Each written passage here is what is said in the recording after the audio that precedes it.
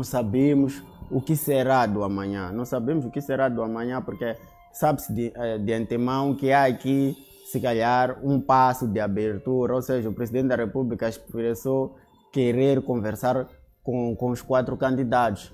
Mas este querer de conversar com os 4 candidatos, resta saber se é um diálogo genuíno ou não. Por que eu digo, será que é um diálogo genuíno ou não? Primeiro, nós sabemos que, vou falar mais do candidato Venâncio Mondlane, porque os demais não estão, neste momento, em conflito com a lei. Mas temos um candidato em conflito com a lei, segundo a PGR, que é o Venâncio Mondlane, que tem um rol de processos que correm sobre si. Então, e nós também sabemos em que condições o próprio Venâncio Mondlane teve que sair do país para salvaguardar aquilo que é a sua vida e dos seus familiares. Será que este indivíduo que saiu nesses termos de Moçambique estaria em condições de vir a Moçambique com todas as condições de segurança criada para ele? E como é que ficam os processos que correm contra si? Será que aqui, tendo em conta aquele princípio de separação dos poderes, em que, entre aspas, do ponto de vista formal, o Presidente da República, como ele também reitera muitas vezes naquilo que é os seus informes, ele diz que não intervém naquilo que é o processo judicial. Se ele não intervém no seu processo judicial, quem garante que ao Venâncio Mondlane, ao pisar o solo prato, não será preso ou não será detido pelas autoridades, tendo em conta os processos que ocorrem contra si? Ou seja, há aqui muita zona de penumbra e que não se sabe realmente o que vai acontecer. E digo mais, algo também fundamental é o assunto. Dialogar sobre o quê? Vimos aqui o Lutero Simango a dizer que ele só aceita dialogar se for para dialogar as causas, não os efeitos ou as consequências pós-eleitorais. Ou seja, significa aqui que há ainda uma discordância entre o autor que fez aqui o convite e as pessoas e os convidados. Então, não se sabe até então qual é a agenda que o Presidente da República tem. E isto não são palavras minhas. Eu me socorro, por exemplo, a João Massango. Okay. O João Massango esteve, parece-me, há 1 ou 2 semanas, os partidos extraparlamentares reuniram com o Presidente da República e, segundo o João Massango, no vídeo que rola, ele disse que ao chegar na presidência, o Presidente não tinha agenda. Os convidados é que deveriam trazer a agenda. Ou seja, então, significa que isto é muito grave. Ou seja, o Presidente da República convidou os partidos extraparlamentares, mas também não havia uma agenda de se discutir lá. Obedecendo aqui o princípio do contraditório, porque o Presidente da República não pode se defender, mas temos que também, baseando-se no vídeo do Massango, isso já demonstra uma certa fragilidade institucional. Então, são estas e outras questões que nos colocam numa total incerteza. E algo fundamental que também não deve se colocar aqui de lado é que o Venâncio Mondlane é apenas um interlocutor válido de uma boa camada da população. Ou seja, aquilo que o Venâncio Mondlane for a discutir sempre deve ir de encontro com os anseios da população ou do povo que lhe apoia neste momento. É um erro fatal descorar o Venâncio Mondlane da camada que está nas ruas, ou dissociar o Venâncio Mondlane da camada que está nas ruas. Ele está aqui, se calhar, atrelado a esta camada. E esta camada está atenta em perceber o que é que vai se discutir, o que é que deve se discutir. Então, isto é fundamental também ter em conta, porque hoje já não é aquele tipo de diálogo que estamos habituados, ou que o governo está habituado com a Renamo, em que bastava chamar o Afonso da Cama, sentarem, conversar, a portas fechadas, depois saíam, batiam palmas, diziam que está tudo bem, as pessoas aceitavam. Desta vez já não é assim. Requer-se aqui muita transparência, muita honestidade e, acima de tudo, este diálogo deve ir de encontro com os anseios da população. Se você descorar os anseios da população, o diálogo não vai ser frutífero. Estamos a dizer que... Ok, estamos aqui, olhando aqui, abrindo parênteses dos demais candidatos. Temos aqui o Sr. Mondlane, que dentre eles é o único que há um processo contra ele, corre um processo contra ele. O Venâncio. Estamos a dizer que ele é o interlocutor válido da população. Sim. Ele é uma espécie de representação da população. Sim, da população que está nas ruas. Está nas ruas. Exatamente. Agora, estamos a dizer que o que é para se discutir lá pode simplesmente ser algo trancado em quatro cadeados, só para Venâncio, os 4 candidatos, ou o povo deve saber. Não percebi essa parte. Sim, não pode ser nos moldes em que estamos habituados. O que significa os moldes em que estamos habituados? Estamos habituados àqueles diálogos em que muitas vezes a Renamo e o governo sentavam às portas fechadas e definiam os destinos dos moçambicanos sem necessariamente consultar os moçambicanos. Ou seja, os acordos que saíam de lá beneficiavam apenas as partes envolvidas. Neste caso, o governo e a Renamo. Desta vez não, precisamos de um diálogo mais genuíno, com mais amplo e que beneficie em primeiro lugar ao povo. É por isso que eu dizia, por exemplo, o Suf Momad durante a campanha, ele dizia, desta vez eu não vou aceitar mais acordo, não vou negociar os votos. Ou seja, consegues perceber o tipo de acordo que até hoje não se sabe, nunca se divulgou o acordo que a Renamo teve com o governo. Simplesmente se divulgou os efeitos. Okay. Quais são os efeitos? O tal DDR, que muitas vezes muitos guerrilheiros da Renamo dizem que não está sendo cumprido, por isso que dentro da própria Renamo houve esta cisão que nós estamos a ver. Então, houve também a questão da mudança da lei eleitoral, entre outros. Mas as questões do fundo, que cada um, qual foi a cedência que o governo fez, qual foi a cedência que a Renamo fez e quais são os ganhos que ambos tiveram. A gente não vai saber do ponto de vista profundo. Então, se disse aqui, por isso que eu chamo a colação a isso, que nesse tipo de diálogo, nesse tipo de debate, por exemplo, não sabemos o assunto até então. Só sabemos que o presidente quer conversar com os 4 candidatos. Há quem diga, por exemplo, que o presidente, como está no final do mandato, não pode fazer acordos a longo prazo, porque se calhar daqui a 1 mês ou 2 meses sai da presidência. Há outros analistas que dizem que o presidente não tem poderes constitucionais, por exemplo, para intervir na questão das eleições, porque está no Conselho Constitucional. Eu acho que este tipo de análise são simplistas demais. Nós estamos a falar de um problema político, não um problema jurídico como tal. E quando se trata de problema político, quando se trata da soberania, quando se trata de salvaguardar as questões da paz, tudo é possível. Até o quadro institucional é afastado. Nós vimos, por exemplo, no Malau, o que aconteceu após 3 meses de protesto popular. Se repetiu as eleições. Ou seja, o poder político tem sim poder, não é como se propala por aí, dizer que não tem poder, tem sim poder de interferir. Neste momento não vamos apelar à separação de poderes como tal, porque estamos a falar de um bem maior que deve se salvaguardar. Qual é este bem maior? É a paz. É o não às mortes. Então sim, o presidente da República tem esses poderes. Pode não advir da Constituição, mas tem esse poder. Não podemos negar, é inegável que o poder político em qualquer parte do mundo interfere no poder judiciário. Então, isto tudo eu acho que é uma falácia. Havendo vontade política, pode sim se resolver estes problemas. Por isso que eu estou aqui a te trazer todas essas nuances para perceber. E não só para quem diz que, por exemplo, o presidente ou o partido Frelimo não tem poderes constitucionais para intervir. Eu vou dar exemplo de vários acordos que nós tivemos aqui, que muitas vezes teve que se fazer arranjos institucionais, porque os políticos decidiram. A questão do DDR, fez-se muito arranjo institucional para que houvesse paz. Qual foi o arranjo institucional em primeiro lugar? Eu até posso desafiar alguns juristas nisso, que estão a propalar isso.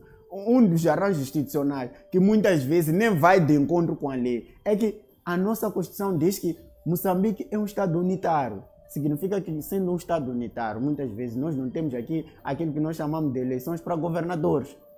Como, por exemplo, não é um Estado federado. A eleição para governador acontece em Estados federados. Mas nós fizemos um arranjo institucional para acomodar as exigências da Renamo e se remeteu à Assembleia da República. Mas antes de se remeter à Assembleia da República, sentaram primeiro os políticos e decidiram que não, a partir de hoje vai ser assim, assim, assim. decidiram também a composição da CNE, decidiram também a composição do STAI, decidiram também a composição do Conselho Constitucional. Vamos dizer que o poder político, do ponto de vista constitucional, tem esses poderes? Não tem.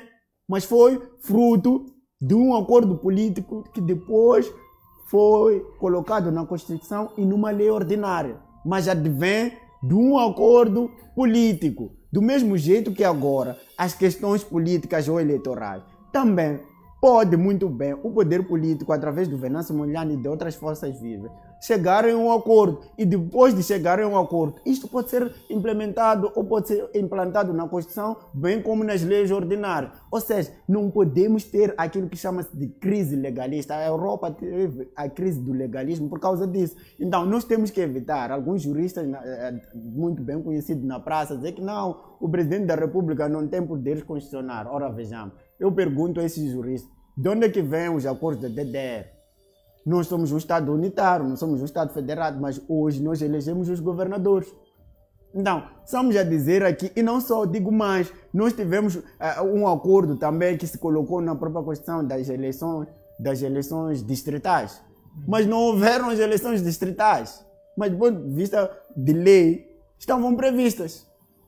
Ou seja, são várias questões que, na verdade, o poder político acabou mostrando que sobrepõe ou dilui os demais poderes. Então, nós temos que começar a ter cuidado quando a gente faz esse tipo de análise. Nós temos que perceber que aqui se trata de um bem maior, salvaguardar o bem-estar de Moçambique. O que isto inclui? Inclui cedências. Deve haver cedência. Temos que parar, dizer que não, o presidente não pode, por exemplo, fazer acordos a longo prazo. Como não pode? Então, por que o presidente está a convidar as pessoas para a presidência?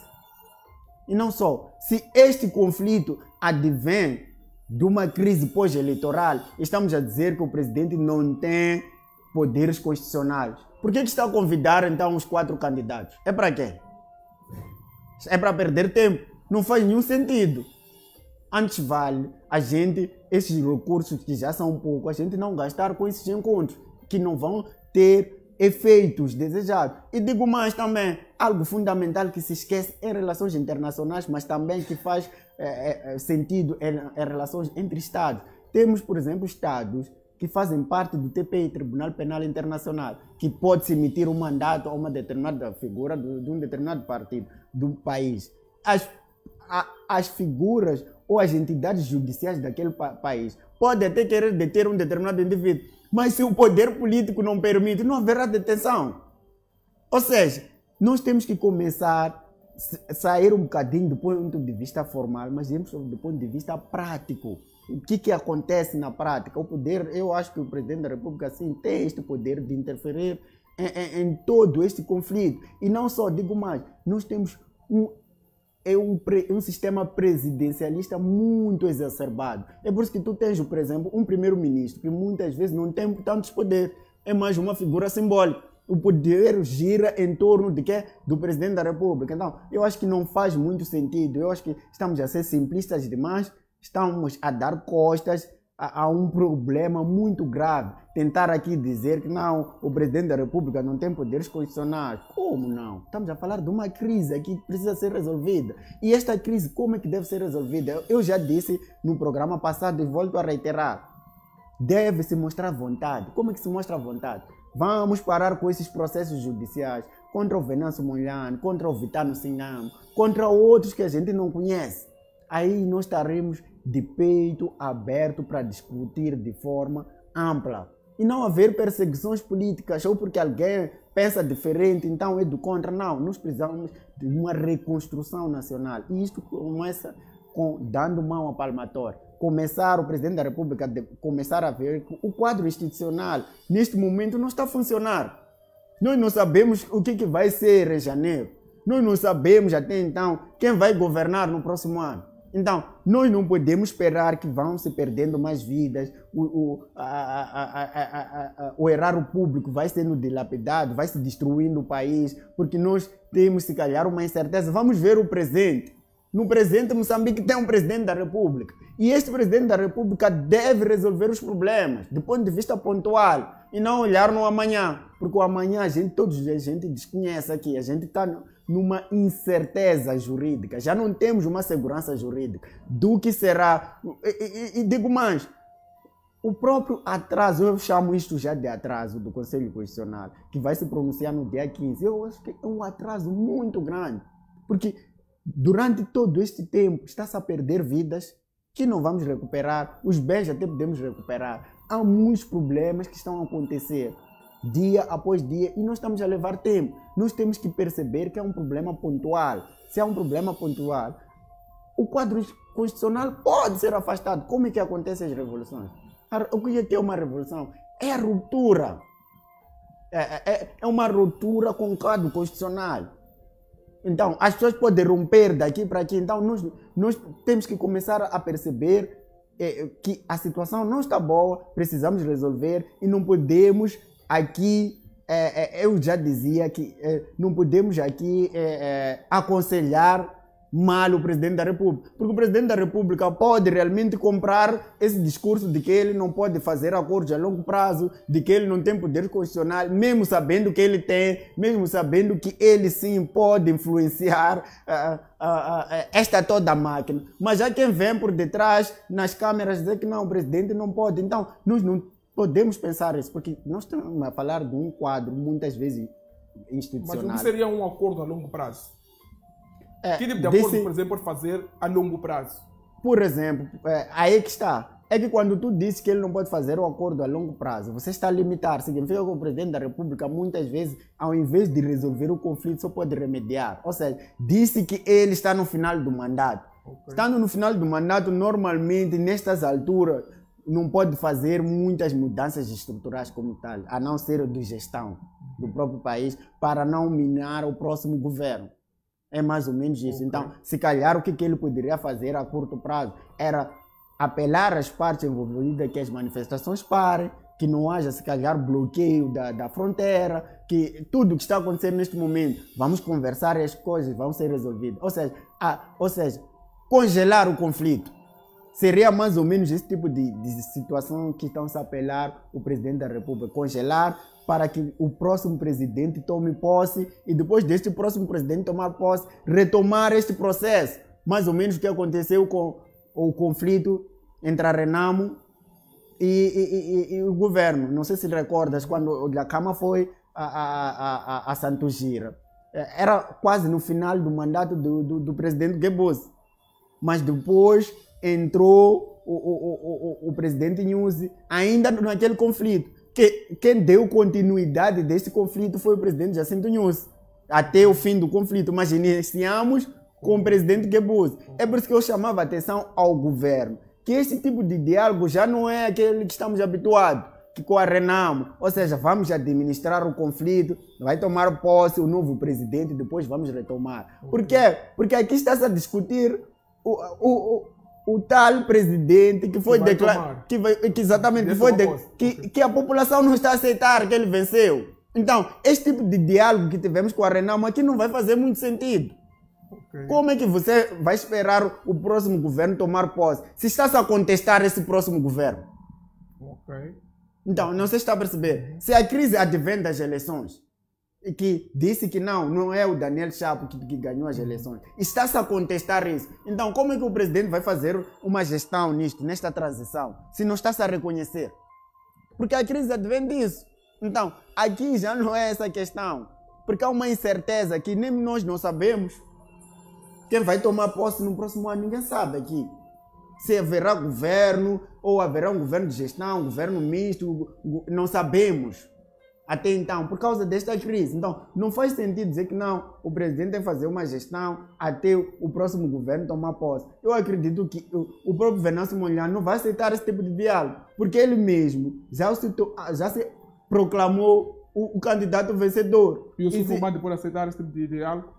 O Yusuf Mohammed, claro que pode aceitar. O Yusuf Mohammed já nos provou que ele pode aceitar. Ele pode aparecer publicamente a dizer uma coisa, mas depois faz outra coisa. Isso está mais do que claro. Ele teve oportunidade mais do que suficiente para ele demonstrar pujança. Ou seja, o Yusuf Mohammed, na verdade, é um líder volátil. O Suf Momad só apareceu, deu conferência de imprensa 1 ou 2 vezes, sumiu. Praticamente ele só veio ler aquele documento para o inglês ver que não aceitamos, queremos repetição das eleições, mas nem ele acredita no que ele está a dizer. Ele próprio, o Suf Momad, não acredita. Não acredita que aquilo também será capaz de acontecer. Isto está mais do que claro. Um líder com pujança, você consegue perceber até a forma como se expressa. O Suf Momad não é questão de retórica, não. Não é retórica. O Suf Momad não está muito preocupado. Se estivesse preocupado e se não acreditasse nos resultados, conforme ele disse, ele também estaria aqui a protestar. Você já viu o Suf Momad a protestar? Ou já viu figuras sonantes da Renamo a protestar veementemente, tirando o Manuel de Araújo? E tu tens que ver uma coisa, que as pessoas ainda não perceberam quando fazem análise. O Manuel de Araújo, ele sempre faz manifestações localizadas. Não faz manifestações do ponto de vista nacional, não. O Manuel de Araújo agora o que está a reivindicar? Nas eleições passadas autárquicas, nós temos que ser muito cautelosos e fazer uma análise dos políticos. Okay. Nas eleições passadas, tu lembras que o Manuel de Araújo fez muito barulho nas eleições autárquicas. Andou muito com Venâncio e ele também reivindicava. Mas quando o Manuel de Araújo lhe entrega o município de Quelimane, ele afastou-se depois do Venâncio um bocadinho. Ficou satisfeito. Não, ou seja, a causa do Manuel de Araújo até então é muito localizada. Ele luta por aquilo que ele acha que é dele. Exatamente. Agora o que ele está a lutar? Diz que ganhou eleições de governador. É o que ele diz. Okay. Ou seja, a luta dele é mais localizada. Se, por exemplo, o Conselho Constitucional, como já nos habituou, entregar a governação ao Manuel de Araújo, você vai ver Manuel de Araújo vai cessar. Okay. Não é uma causa nacional como tal, não. Manuel de Araújo tem uma luta localizada. Eu tenho dados para isso e tu podes perceber também. Ele é muito localizado. Então, ele, sendo muito localizado, ele é muito forte onde ele está inserido, que é na Zambésia. Então, é basicamente isso. Ele tem mais uma luta localizada. Mas essa luta localizada, segue a direção da Renamo, é uma luta individual, que ele é o protagonista, ele que sonha, faz, ou está seguindo uma direção do próprio partido? Bom, ele muitas vezes demonstra ser autônomo. Okay. Eu digo que é localizada por quê? Porque se tu for já perceber, se o Manuel de Araújo lhe for entregue a governação da província, ele não vai mais fazer barulho. Acho que ele não é nacionalista? Eu acho que ele é mais um nacionalista local. O professor Severino Nguenha chama isso de micronacionalismo. Então eu acho que ele é um micronacionalista. Okay. Neste momento. Ele é um micronacionalista, o professor Severino Nguenha explica muito bem o que é isso. Então, são estas micronacionalizações que nós temos. Ele está a lutar pelaquela zona circunscrita. Enquanto o governo Mulher tem uma luta global. Por exemplo, tendo em conta aquilo que nós estamos a ver nas negociações, ele pode não aceitar, por exemplo, ser dado 2, 3 províncias para governar. Ele pode dizer que não. Eu quero governar todo o país. Ou seja, não estamos aqui a falar de um micronacionalismo. E quem está a encabeçar realmente neste momento as manifestações é o próprio Venâncio Mondlane. Eu acho que, do mesmo jeito que o MDM também tem este micronacionalismo. O MDM marcha mais ao nível da cidade da Beira. Mas ao nível de todo o país, a gente não faz sentir isso. Não se faz sentir. Não está relacionado com aceitação, com... estamos aqui a dizer que o MDM tem mais aceitação na cidade da Beira. Exatamente, mas isto é um erro do ponto de vista partidário. Os partidos não são localizáveis. Ou seja, este partido é de Maputo, este é da Beira. Isto é um erro grave para qualquer partido que queira ascender o poder, porque todo partido busca a conquista, o exercício e manutenção do poder. Você não vai conquistar o poder do ponto de vista nacional, mas você estando localizável numa pequena região. Você precisa nacionalizar o seu partido. Isto vai abranger, vai ter maior capital político e mais chances de vitória. Então, isto tudo eu estou a trazer para o quê? Para que as entidades, as instituições comecem a perceber isso, que o debate tem que ser genuíno. Desta vez, o debate deve ir de encontro com os anseios da população. Se tu for já ver, a população está a reivindicar. Mas está a reivindicar o que é a população? As eleições são um veículo um meio para aquilo que a população quer atingir. O que a população quer atingir? A população quer sair da pobreza, a população quer emprego, a população quer habitação, a população quer uma educação de qualidade, uma saúde de qualidade. É isso que a população, no final do dia, está a reivindicar. Quer dizer, é um veículo. Estamos a dizer que a população fica 5 anos e confia de que nos próximos 5 anos, para eu poder atingir o nível X, Y, Z, terei que eleger o cidadão X. Sim. Que vai criar condições de eu ter isto, Y. Então, é um veículo. As eleições são um cenário de um veículo. Sim, porque as eleições são os meios pelo qual é como se a gente estivesse a ditar uma sentença dos nossos próximos 5 anos. Okay. Então, a população, neste momento, se tu fores a perceber, já não se revê nas atuais políticas. E não se revela. É por isso que a população diz que ter votado em massa num determinado candidato. Okay. E tendo votado em massa num determinado candidato, a população espera uma mudança. É por isso que a população não vendo essa mudança, está aí a se manifestar. É por isso que a população, se calhar, vai naquela teoria de Einstein, teoria da loucura. Ou seja, fazer as mesmas coisas e esperar resultado diferente. É por isso que a população acha que desta vez fez algo diferente para ter um resultado diferente. É basicamente isso, porque a população já não acredita que com o atual status quo, nos próximos 5 anos, alguma coisa vai mudar. É correto dizermos população, ou o que está a manifestar, ou podemos aqui dizer seguidores de Venâncio Mondlane, ou membros do Podemos. Quem está a manifestar?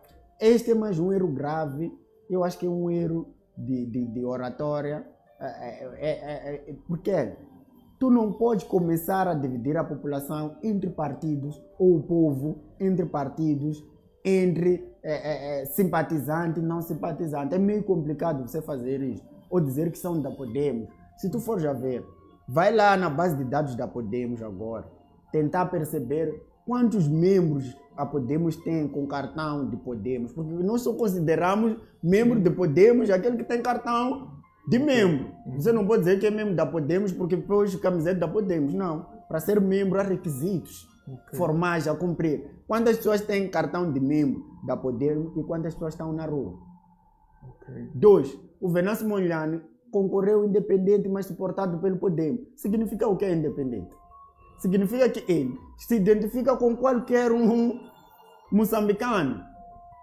Então, e digo mais, aquelas pessoas que estão nas ruas, eu vejo com muita preocupação, e isto não ajuda para amenizar o conflito, quando as pessoas dizem que aqueles são candidatos de fulano, são crianças. Isto não ajuda. Primeiro, por quê? Porque aqueles são moçambicanos. Sendo moçambicanos, precisam ser ouvidos. Sendo 5%, 10%, 30%, 50%, 100%, devem ser ouvidos. Então, é basicamente isto que nós temos que perceber. O que eu posso te garantir aqui, e posso te dizer abertamente, é que as pessoas que estão a manifestar é povo moçambicano. Não sei se é povo moçambicano, faz parte da Frelimo, que faz parte do Podemos, que faz parte de quem quer que seja, mas são moçambicanos aqueles. São moçambicanos genuínos. Sendo moçambicanos genuínos, nós não podemos reduzir, dizer que não, são de Podemos. Não, não, não, não. A pobreza não afeta só os membros da Podemos, afeta todos os partidos. Inclusive os membros do partido Frelimo lhes afeta a pobreza. Ou seja, nós não podemos, estamos a ser minimalistas. Tem aquilo que nós chamamos de introspeção e introspeção é ciência política. Ou seja, tu tens que ter a capacidade de absorver as críticas. Então, você quando tem essa capacidade de absorver e olhar para si, dentro de si, ver o que está, fazer uma introspeção dentro de si, ver aquilo que são os seus fatores dentro de si, você está em condições melhores de gerir um conflito e de solucionar esse conflito. Aqui são moçambicanos. Quem te disse, por exemplo, que aquele que está na rua não merece um emprego condigno? Não merece uma alimentação condigna? Aqui estão a reivindicar algo, são moçambicanos. E o mundo, neste momento, parou para ver o que está a acontecer em Moçambique. Então, não podemos ser minimalistas.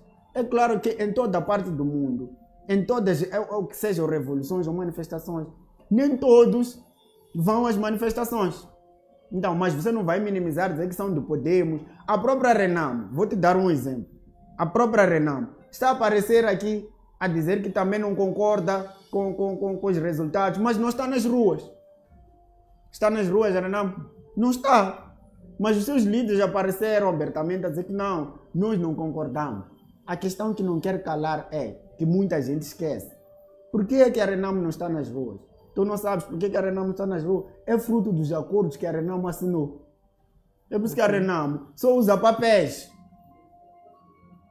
Porque tem acordos ocultos que nós não conhecemos, que beneficiam certa elite da Renamo.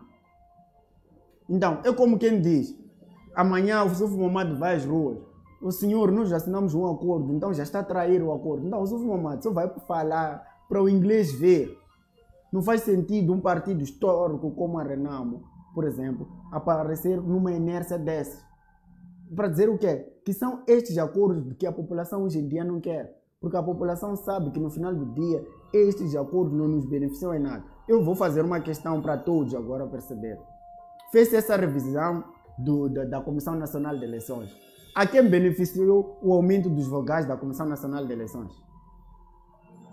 Beneficiou o Mazanga, aqueles da Renamo que entraram lá, porque são eles que ficaram ricos. O povo continua pobre. O povo não se beneficiou em nada com isso. Este é o grande problema que está-nos a fazer nós nos mantermos nesta crise. O povo é colocado sempre em último lugar. Então, temos este problema em Moçambique. Temos uma crise institucional em Moçambique. Temos que resolver este problema. Nem que a gente pare algumas coisas, mas para resolver este problema. E este problema precisa ser resolvido. E isto é urgente. Nós não podemos administrar este conflito a fazer, a esperar, dizer que não, tem que se esperar o próximo governo para tomar posse. Ora, Mação, o país está ingovernável. Quando é que você já viu a fronteira de Ressano Garcia ser fechada por manifestantes? A polícia não conseguiu voltar a abrir a fronteira. Quando é que você já viu isso? Levamos lá militares, não conseguiram. Há dias atrás, o Zimpeto também. Muita gente, estudantes, trabalhadores, pessoas singulares, tiveram que ir para casa a pé, porque a população fechou aquela via. Ou seja, estamos numa questão de ingovernabilidade. Ou seja, há uma instabilidade neste momento em Moçambique. E isto é complicado, porque para você governar, precisa também ter o apoio dos governados. Há quantas conversações aqui... É importante que Chapo esteja nessas conversações, é importante que Chapo também participe, é um elemento indispensável nas conversações entre o Presidente da República, os 4 candidatos.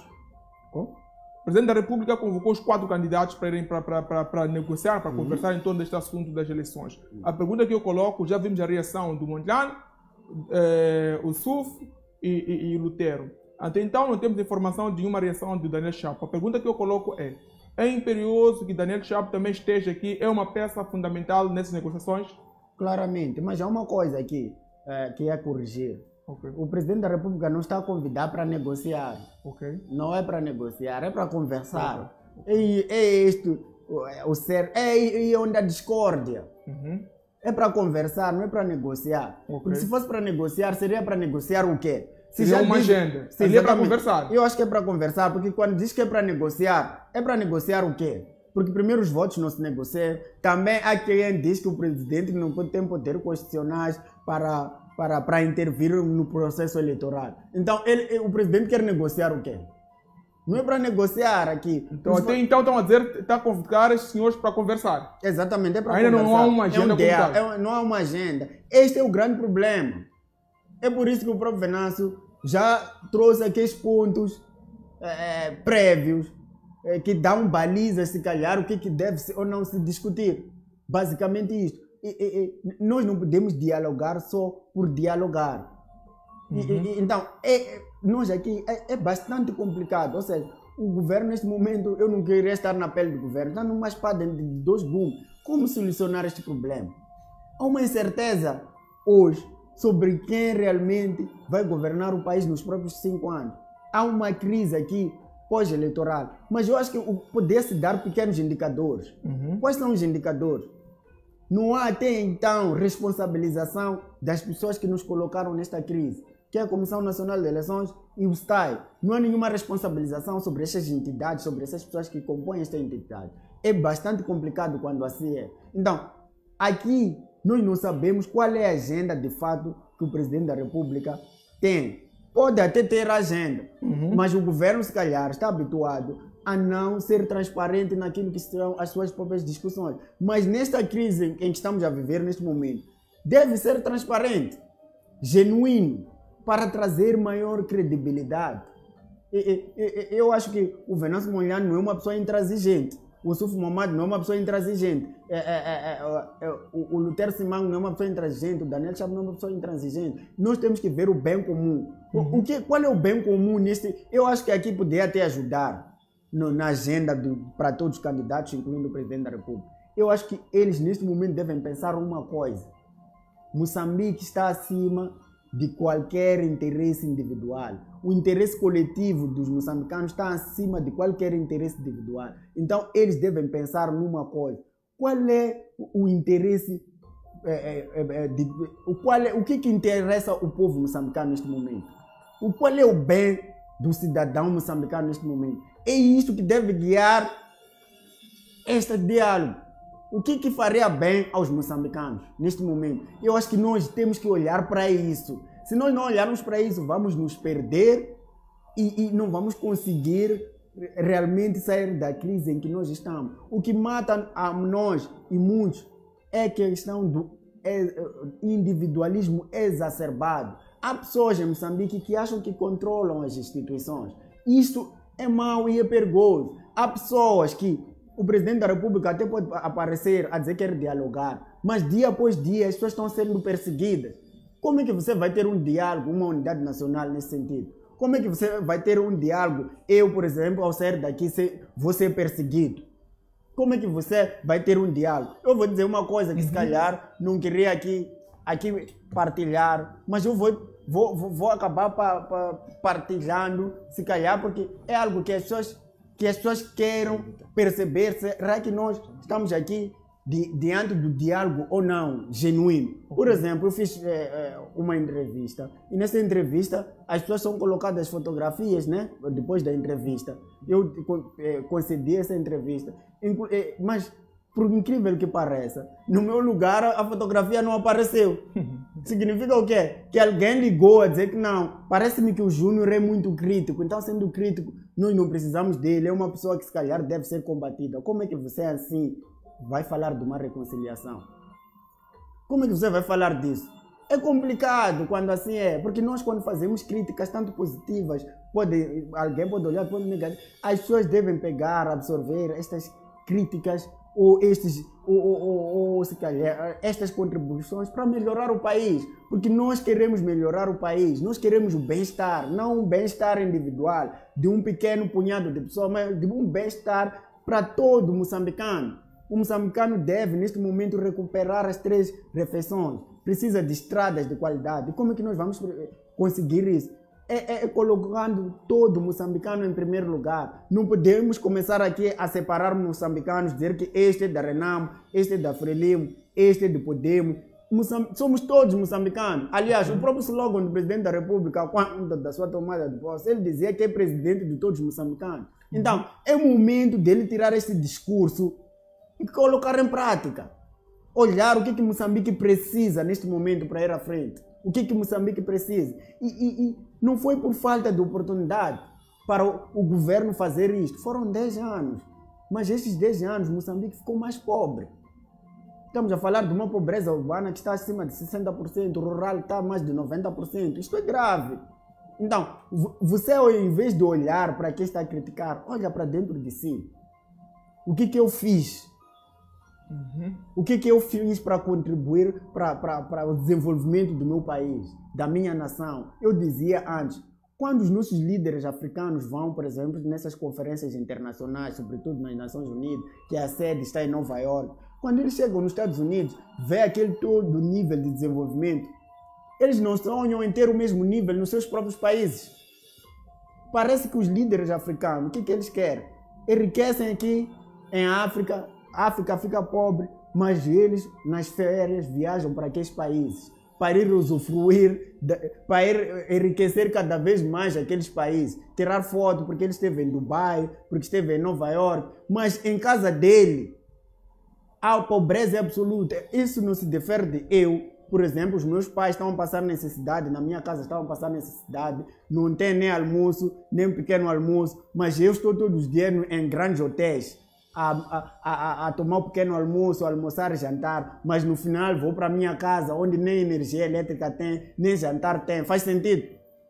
É mais ou menos isso. Então nós temos que começar a ensinar os nossos líderes africanos, a todos aqueles que fazem parte do governo, que não, nós primeiro temos que enriquecer a África. Aquela filosofia de Marx Garvey sobre a África, dos Dubois, nós temos que resgatar aquele pensamento político africano para desenvolver a nação. É isto que nós precisamos.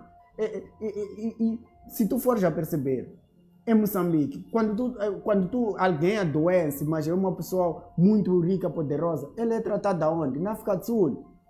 O Mandela esteve doente, esteve a ser tratado na África do Sul pelos hospitais sul-africanos. Os líderes de Moçambique não. Quando adoecem, vão para o hospital privado. Nem hospital privado, nem hospital privado aqui não tem condições. Até o privado aqui... Sim, por uma simples dor de cabeça, a pessoa tem que viajar para a África do Sul. Ou seja, então, se nós temos uma medicina aqui, os nossos líderes tinham que ser os primeiros a serem atendidos em hospitais públicos. Okay. Como é que você vai melhorar a saúde se o teu próprio, o ministro, neste caso, não conhece a realidade da saúde? Porque quando ele está doente, ele vai para a África do Sul. Não faz nenhum sentido. Então, nós precisamos olhar, ter um pensamento mais nacionalista. Nós precisamos melhorar a nossa educação. Nós precisamos melhorar a saúde. Nós precisamos melhorar muitas outras coisas em Moçambique. E isto começa com o quê? Com a aceitação de que há problemas em Moçambique. Nós não podemos dividir os moçambicanos entre partidos. Não existem partidos. Os partidos vêm depois dos moçambicanos. Há um tecido social em primeiro lugar. Então, é isso que nós temos que começar a olhar a nação para que tenhamos um diálogo genuíno. Então, eu não acredito até então que este diálogo, não quero ser pessimista, mas eu tenho sérias dúvidas de que este diálogo vai produzir frutos desejáveis. Por causa disto, que certos conselheiros aconselham mal o próprio governo, ou o próprio governo se aconselha mal, ou aconselham mal o presidente da República, a falar de limitações constitucionais, a falar de muitas outras coisas, esquecendo o problema de fundo, pano de fundo. Se tu fores a ver, o próprio Partido Frelimo, nas suas aparições, em nenhum momento fala desta crise. O que diz? Não, nas manifestações, estamos a falar de crianças, usamos mais crianças. Tu viste na graduação na UEM, são crianças que são doutores recém-formados. Se tu fores a ver, às 12 horas, os bancos aqui na principal artéria da cidade de Maputo, todos os trabalhadores saem à rua a entoar o hino nacional. Estamos a falar de crianças. As crianças, as pessoas esquecem. As crianças agem por imitação. Se há criança nas marchas, estão a imitar os mais velhos. É isso que agem por imitação. Exatamente. Papá então, saiu, o mano saiu, então tu a seguir. Exatamente. E as pessoas esquecem isso. Para dizer que parece que são pessoas que muitas vezes, que parece que os discursos, parece que nem é questão de escola. Eu acho que é mais por má fé. A criança, o meu filho, imita tudo que eu faço em casa. Então, significa o quê? Que aquelas crianças que estão a aparecer nas manifestações estão a imitar alguém. Quem é esse alguém? São pessoas mais velhas. E nós tínhamos que fazer o quê? Proteger estas crianças, para que se calhar não imitem aquele vandalismo e tudo mais. Mas está a acontecer por quê? Porque os mais velhos, os jovens, estão descontentes, sabe? Vou te dizer algo, porque eu gosto de falar com dados. Eu prefiro que me critiquem mais com dados. A população mais jovem do mundo está em África. Do mundo? Do mundo. A maior população jovem do mundo está em África. 25% desta população jovem que está em África estão abaixo de 19%. Ou seja, a África tem a população mais jovem do mundo. A África é o continente mais rico em termos de recursos do mundo. Em contrapartida, a África é o continente mais pobre do mundo. Isto é contrassenso. E digo mais, algo que se calhar aqui eu não queria falar, vou acabar falando. A África, Moçambique em geral, vou passar para o ponto local. Quem realmente está a explorar o gás, está a explorar os maiores recursos que tem Moçambique, são os países mais desenvolvidos do mundo. A Eni, onde é que está afiliada a Eni, a Total? São os países mais ricos do mundo. Ou seja, as pessoas que estão a explorar o nosso gás estão a enriquecer cada vez mais, mas nós que temos recursos, por sua vez, temos as populações mais pobres. Ou seja, nós temos recursos, vem alguém de fora, explora os recursos, este alguém está cada vez mais a ficar rico e nós, em contrapartida, estamos cada vez mais pobres. Faz sentido isso? E depois a população se revolta e tu dizes que não há necessidade desta população se revoltar. Vai em volta das zonas em que há exploração do gás. Vai em volta em que há várias espécies de recursos naturais. Vai ver que aquela população é uma das mais pobres do mundo. Isto não pode acontecer. Isto é inconcebível. Então, nós temos que começar a beneficiar as populações locais. Se nós temos recursos, Deus nos abençoou com tantos recursos. A África é tão abençoada de recursos, mais do que qualquer continente do mundo. Mas, em contrapartida, é o continente mais pobre. Isto não pode acontecer. Podemos se calhar aqui, porque dizem que não trazemos soluções. Okay. Podemos se calhar aqui imitar o que é bom. Os tigres asiáticos, posso dar exemplo da Índia e a China. A China, na década de 70, 80, até hoje, que é a segunda maior economia do mundo. Sabe o que fez a China? A China teve pessoas fora chineses que estão fora da China. Foram das pessoas que mais contribuíram para o desenvolvimento da China, com mais de 52 bilhões de dólares. Ou seja, os chineses que estão na diáspora trabalharam e mandaram recursos para a China. Não sei se está a perceber. Mais ou menos os nossos irmãos foram à Alemanha. Exatamente. Os moçambicanos na diáspora seriam esses que teriam a capacidade de mandar recursos para Moçambique e Moçambique desenvolver. Mas esses nossos irmãos, muitas vezes, não é por falta de vontade para fazer isso, mas há o índole corrupção. Há muita corrupção no nosso país. O que é que fez com que a Lourdes Multola, por exemplo, nos virasse as costas? Foi a corrupção. Vá ver os documentários da Lourdes Multola. O que entristeceu a Lourdes Multola? Foi a questão da corrupção. Então, isto tudo, nós temos que começar... Dos prémios, por aí? A Lourdes Multola é uma figura incontornável nas questões olímpicas. Mas por que a Lourdes Multola é treinadora na África do Sul, não está a treinar moçambicanos para que a gente tenha próximos campeões olímpicos? Primeiro, abrir parênteses aqui. Nossos irmãos do boxe já receberam os prémios, o valor dos prémios, todos os prémios. Federação Nacional de Boxe. A situação está regularizada. Há informações que não batem lá muito bem. Convinha aqui responder essa questão se tivermos alguém a acompanhar no Diário do Povo. Já resolveram a situação, nossos irmãos da Federação Nacional de Boxe já venceram várias vezes. Ok? Então, para dizer o quê? Isto tudo deságua também na questão da corrupção. O nosso Estado foi tomado pelo crime organizado, foi tomado pela corrupção, e a corrupção está enraizada nas nossas instituições. Então, há um pequeno punhado de pessoas que acha que é dono das instituições. Começa a seguir o Massango, começa a seguir o Júnior. Este é muito crítico. Ele acha que ele é tão poderoso a ponto de andar a sua atrás, de fechar os caminhos. Ou seja, isto só empobrece cada vez mais o país. Isto é triste. Nós não podemos continuar a ter pessoas assim. Então, é este punhado de pessoas que capturou o Estado e acha-se dono do Estado. Daí vem o slogan, porque que disse, este país é nosso, salve Moçambique. Porque as pessoas começaram a perceber que é um punhado de pessoas que capturou o Estado. Então, eu não diria que o Bayard escreve muito bem aqui sobre a criminalização do Estado em África. Então, e eu concordo muito bem, não preciso até entrar nessa teoria da criminalização do Estado em África, mas nós precisamos começar a pensar que tipo de Estado moçambicano nós queremos. São 50 anos, Massão. Nestes 50 anos, nós estamos no ranking dos 10 países mais pobres do mundo. Então, 50 anos já são suficientes para nós pensarmos que este nosso paradigma não funciona. Porque somos pobres, mesmo com todos os recursos, estamos entre os 10 países mais pobres. Então, não é momento de mudar de paradigma. Significa que nós temos que pensar agora ou hoje, dizer que não, os próximos 50 anos temos que fazer algo diferente, para não cairmos na chamada teoria de loucura de Einstein, fazer as mesmas coisas, esperar resultado diferente. É possível isso? Eu continuar a fazer a mesma coisa, esperar um resultado diferente? Isso é loucura. Nós temos que começar a mudar. Perceber que nos próximos 50 anos nós precisamos de um Moçambique diferente. E como é que vai ter um Moçambique diferente? É ter uma educação de qualidade, uma saúde de qualidade, é começar a colocar o moçambicano em primeiro lugar. Os nossos dirigentes devem perceber que estão mais para servir do que para ser servido. Isto é fundamental. E não custa nada fazer isso. Se existe um salário mínimo em Moçambique, deveria existir um salário máximo também. Não faz sentido termos um salário mínimo e não ter um salário máximo.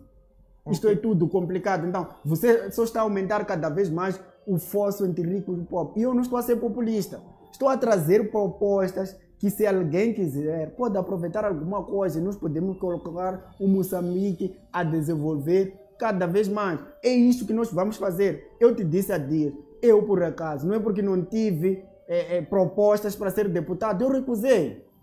Recusei porque eu sei que isso de alguma forma ia desvirtuar aquilo que é a minha análise aqui na televisão. Eu preferi, não vou me filiar a nenhuma cor partidária, porque eu quero contribuir para o desenvolvimento da população moçambicana. O meu professor, permita-me citar aqui o professor Francisco da Conceição, que deu o pensamento político moçambicano. Ele disse o seguinte: o acadêmico tem a principal missão de carregar as massas. Aquele meu irmão que está no Xamanculo, que não teve a mesma oportunidade que eu de ir à escola, eu tenho que ir à escola para servir a população, não para me servir dele, ou seja, não para bajular. Nós temos que acabar com isto de bajular. Nós temos que começar a olhar numa construção nacional. Nós temos que começar a olhar para um Moçambique cada vez mais próspero, para um Moçambique que não tem dificuldade de repor aquilo que são as suas infraestruturas. Se tu fores a ver, para quem vai à N1, desde o dia 7, há umas barreiras, umas pedras que foram deixadas cair. Até hoje não foram repostas. Precisa de ciência aquilo. Estamos à espera de alguém com sua viatura vir capotar ali para remover. É isso que nós não queremos em Moçambique. Significa que nós temos pessoas nas instituições incompetentes. Só precisa de levar um caminhão, ir voltar a colocar aquelas pedras no lugar, mas até hoje não se colocou. E este ano até vai acabar sem ter... Mas nem precisa de ciência. Organizaram algumas, após da manifestação do desempenho, organizaram umas duas e do outro lado deixaram ficar. Sabe? É isto que... Então, isto você vai dizer que estás a construir um país assim? Então, nós temos que começar nessas pequeninas coisas. Nós vermos que não, isto aqui precisa de doador para ir organizar uma pedra, uma simples pedra na estrada. Não precisa de doador, precisa de ainda haver a aprovação do orçamento.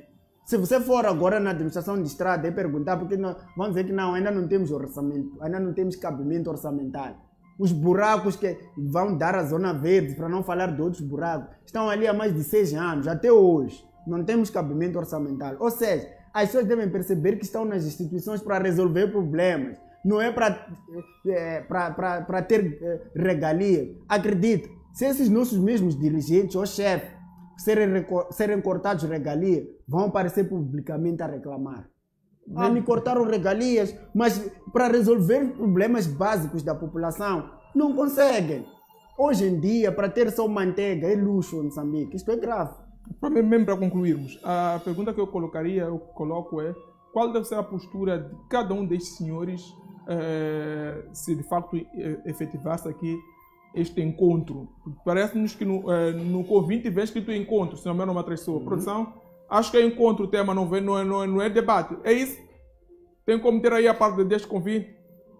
Porventura acontecer este encontro, é encontro não, Nuno? Presta atenção nesse documento. Deve deixar só para poder ver aqui. Se encontro é... O que é? Qual? Vamos a isso, Nuno. Vem assunto, convite para um encontro. Muito bem. Obrigado. Pode tirar. Pode tirar, Nuno. Vamos a isso. Documento do governo. Este documento vem em convite de encontro para... é o documento do governo. Parece-nos que é este documento que vem a assinatura, se que há. Vem a assinatura... a questão é, qual deve ser, se for encontro, for conversa, for debate, for independente do que for, mas qual deve ser a postura dos candidatos estando lá com o Presidente da República? Como eles devem se posicionar e qual deve ser o principal tema? Mas, com todo o respeito que tenho pelas instituições, eu estou muito preocupado. Fiquei ainda mais preocupado agora com este documento. Assunto vem o que é encontro. Ok. Ali vem encontro. Assunto, encontro. Estamos a falar de um documento oficial. Então, são essas questões básicas que aqui nós estamos a dizer. Quer dizer que as pessoas estão aí para lá, não sabem o que vai se discutir. Imaginemos, chegam lá, por exemplo, vamos discutir de turismo. Porque o documento nem está a especificar qual é o assunto. Então, isto é grave. Já ainda no próprio documento, nós já estamos a ter problemas graves. Se você está a ter problemas graves ainda no próprio documento, imagina no próprio diálogo em si. Significa que as pessoas vão fazer o quê? Vão chegar lá a falar coisas dispersas e no final tu não vais ter nenhum produto produtivo, ou não será produtivo para a população. Eu nunca vi em toda a minha vida assunto encontro. Nunca vi em toda a minha vida. Não quero insultar as instituições, mas eu nunca vi. Encontro para quê? Isso nem é assunto, isso aí. Não é assunto. E mesmo ao nível da faculdade, se tu em termos no assunto tu falhas, o teu documento pode ser indiferido. Mesmo nas instituições mais básicas distritais, até secretário do bairro. Se você levar um documento que o teu assunto não está bem especificado, ele vai indeferir o teu pedido. Porque ele nem sabe qual é o teu pedido. Antes de ver o conteúdo, ele tem que ver o que vem no assunto, qual é o assunto que você está a querer tratar. Ou seja, aqui nós nem sabemos qual é o assunto. Ou seja, são esse tipo de situações que estão a nos levar cada vez mais no abismo. Nós temos que parar com isso. Há pouco tempo também critiquei um documento da PGR, que a PGR falava de, acho que era DOPAS na altura, falava de reincidência, onde que não tinha nada a ver com reincidência. Ou seja, nós simplesmente só estamos a produzir documentos para o inglês ver. Estamos a falar de uma entidade, um governo. Este documento está a andar em todo o mundo. O que vão pensar de nós ao ver só o assunto? Porque quando tu traz um documento, assunto, e depois tu colocas qual é o assunto, você aí está a colocar, qualquer um vai ter a capacidade de perceber o que é que vai lá se discutir. Okay. Seja quem for, seja moçambicano em Moçambique, na diáspora, seja quem for, qualquer um interessado vai perceber que, tudo bem, posso não conhecer o conteúdo de discussão, mas eu sei o que vai se discutir lá. Pelo menos isso, mas nem isso não se conseguiu fazer. Ou seja, nós precisamos realmente de começar a levar a sério as instituições. E as instituições, para que a gente leve a sério, as próprias instituições devem também se levar a sério. O que realmente querem resolver para a população. É isso que nós precisamos. Agora, para dizerem que nós, se calhar, só estamos a criticar, não trazemos soluções. Eu posso trazer algumas... 6 minutos. Posso trazer algumas soluções para, se calhar, esta crise pós-eleitoral. A primeira solução, nós temos que demonstrar uma vontade institucional de resolver o problema. A matérias temos mais do que suficiente. Como é que nós podemos resolver o problema? Número 1, temos a instituição polícia. Nós sabemos que houveram e ainda está a existir muitas mortes. Até então ainda não temos arguidos, ainda não temos responsabilização de ninguém. A PGR já deveria fazer alguma coisa sobre esta instituição. Ou seja, estamos à espera que o TPI, o Tribunal Penal Internacional, seja ele a agir, ao invés da gente agir internamente. Estás a ver até o próprio líder do Israel, Netanyahu. Quem esperava, quem diria que Netanyahu teria o mandato de prisão internacional? Até o Netanyahu tem esse mandato. Ou seja, é aquilo que eu te dizia, que estes organismos são, nesse tipo de instituições não brincam, nesse tipo de coisa. Ou ele é crime de guerra. Exatamente. Okay. Então, nós temos que começar a ter as instituições a agir. A PGR pode muito bem chamar a própria instituição, a polícia. Temos também a questão da Comissão Nacional de Eleições. O que está a acontecer com os vogais da Comissão Nacional de Eleições? Foram eles que nos colocaram neste problema. Até então não conheço nenhum processo sobre eles. Esses até já deveriam ter tido processo nas eleições autárquicas passadas. Até então não há uma impunidade. 3, estamos a falar do STAI.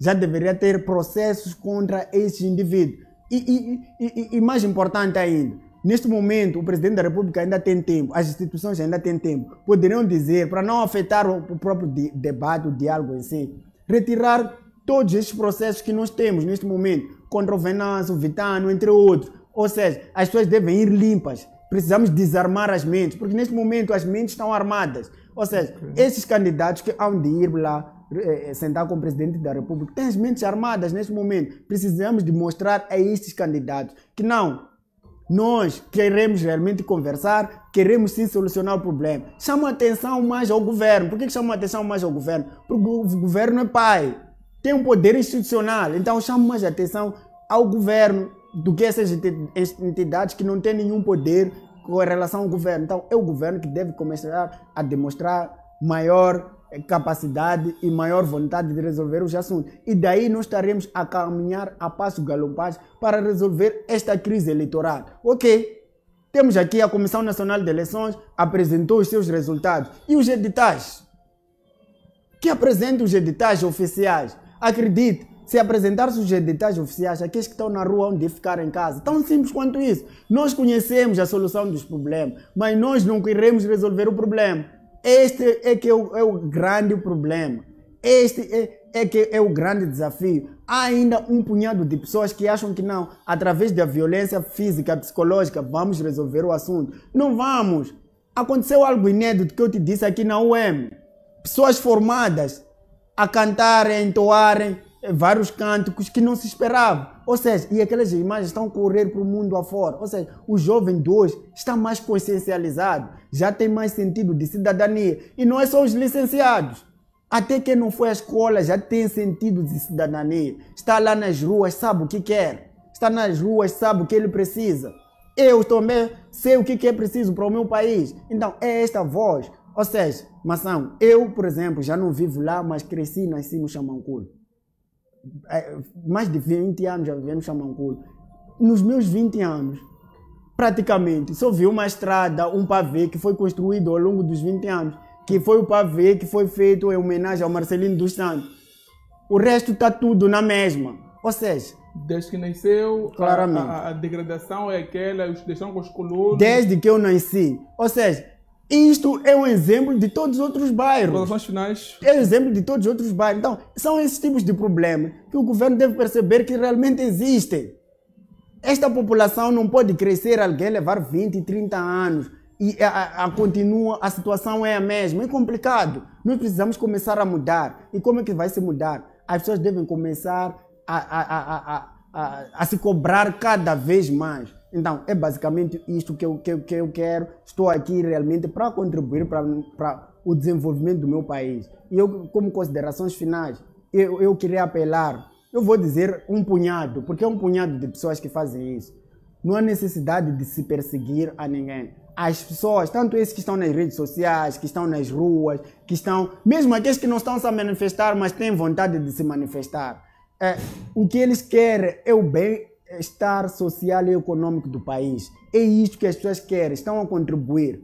Pode não agradar uns e o outro, mas as pessoas devem ter mais empatia e não perseguir as pessoas, não tirar a vida dos moçambicanos, porque nós precisamos tirar Moçambique do buraco em que se encontra. Nós somos um país abençoado por Deus com vários recursos, mas em contrapartida somos um país extremamente pobre. Somos extremamente pobres porque as razões já são conhecidas, por causa da corrupção, por causa de um certo punhado de pessoas que acha-se dono do país e abocanha todos aqueles que são os recursos do país. E é isso que nós não queremos. Precisamos dividir. E o dividir não significa tirar dinheiro, vir dar júnior, ir dar ao meu irmão, não. É criar infraestruturas de qualidade, uma educação de qualidade, uma saúde de qualidade, para que a população possa desenvolver, porque o povo moçambicano, tanto aquele que foi à faculdade, assim aquele que não foi à faculdade, são pessoas super talentosas, só precisam de oportunidade para mostrar aquilo que eles são capazes. É isso que nós precisamos em Moçambique,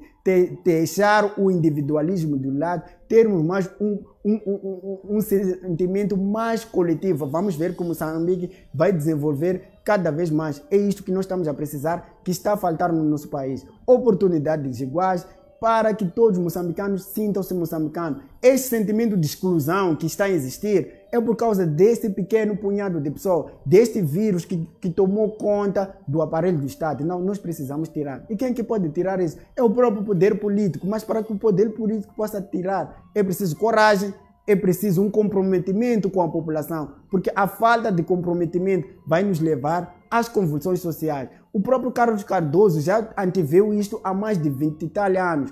E isso está a acontecer hoje. Então, nós estamos a ter vários indicadores que algo não está bem. Se algo não está bem, vamos sentar, vamos tirar os problemas que estão a frequentar o povo moçambicano, porque em primeiro lugar são estes que sofrem em grande medida. Sofriam calados, mas hoje estão dispostos a lutar pelo bem-estar social e econômico de Moçambique. É mais ou menos isto que eu tenho como contribuição e eu também estou aqui a contribuir, seja infimamente, mas estou a tentar contribuir porque o que eu quero não é o melhor cargo para mim, para minha família, não é isso. Quero que os meus irmãos recuperem as 3 refeições. Quero que os meus irmãos também tenham emprego, tenham alguma oportunidade para que, se calhar, possam desenvolver aquilo que são as suas famílias, desenvolver a sua nação. É isto que eu estou a precisar e é este sonho que eu quero. Um Moçambique melhor, um Moçambique cada vez mais desenvolvido. Mas